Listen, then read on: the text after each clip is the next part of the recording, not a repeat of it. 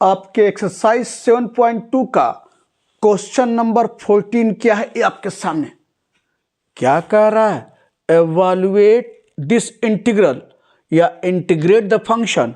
Function क्या है, 1/x log x का पावर m, यानी आपको जो है इंटीग्रेट क्या करना है, integration of 1/x log x का पावर m dx।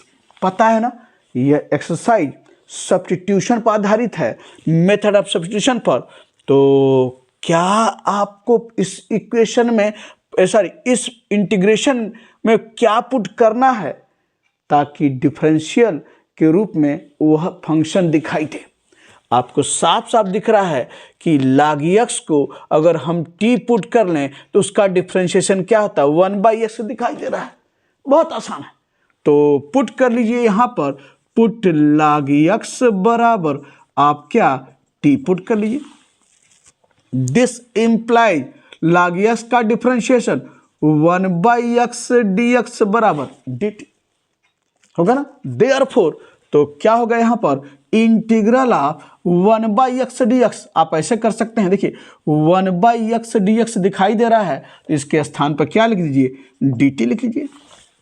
और log x क्या है, t है, तो यह t हो गया और t का पावर m है। अब क्या कीजिए, इसको ऊपर ले जाइए। दिस इंप्लाइज t का पावर क्या हुआ, -m dt। और आपको पता है कि इंटीग्रल यानी यह है x का पावर n dx बराबर x का पावर n+1/n+1+c। आप जानते हैं n कुछ भी हो सकता है, पॉजिटिव इंटीजर हो सकता है, निगेटिव इंटीजर हो सकता है, फ्रैक्शन हो सकता है, कुछ भी हो सकता है। और यहाँ देखिए यह निगेटिव रूप में दिखाई दे रहा है तो -m, तो बराबर क्या होगा, यानी x यहाँ पर x है, ये t है, तो x यानी t का पावर n यानी -m है अब +1/-m+1+c, यही होगा ना। और ये आपके सामने अब t का मान x के रूप में क्या है, इसे लिख लीजिए।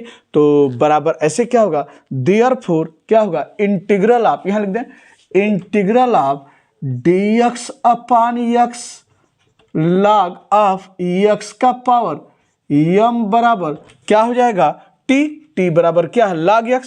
ये क्या हो जाएगा, log x का पावर -m+1 या 1-m कर लीजिए, -m+1 कीजिए या 1-m कर लीजिए, जो इच्छा कीजिए। तो ये हो जाएगा 1-m और नीचे भी क्या हो जाएगा, 1-m+c। यही इस इंटीग्रल का मान है, किसका, यानी integral of 1/x log x का पावर m dx। और यही आपका क्या है, क्वेश्चन नंबर 14 है आपके एक्सरसाइज 7.2 का।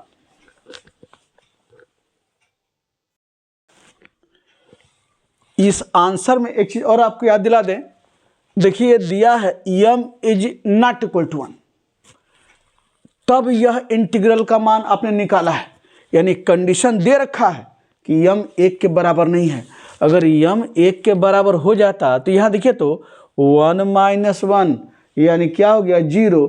तो डिनोमिनेटर में अगर 0 है तो उसका मान क्या होता, इन्फिनिटी होता, इनफाइनाइट होता, आप जानते हैं। इसीलिए एक कंडीशन दे दिया है कि m = 1। तो अब आपको समझ में आ गया होगा कि m = 1 क्यों दिया है, यह रिजल्ट आपको बता रहा है। और x आप देख रहे हैं कि यहाँ पर > 0 log है।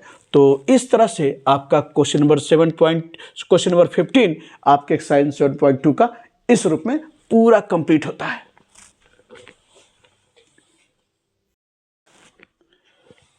इस आंसर में एक चीज और आपको याद दिला दें, देखिए दिया है m = 1, तब यह इंटीग्रल का मान आपने निकाला है, यानी कंडीशन दे रखा है कि m 1 के बराबर नहीं है। अगर m 1 के बराबर हो जाता तो यहाँ देखिए तो 1-1 यानी क्या हो गया, 0। तो डिनोमिनेटर में अगर 0 है तो उसका मान क्या होता, इन्फिनिटी होता, इनफाइनाइट होता, आप जानते हैं। इसीलिए एक कंडीशन दे दिया है कि m = 1।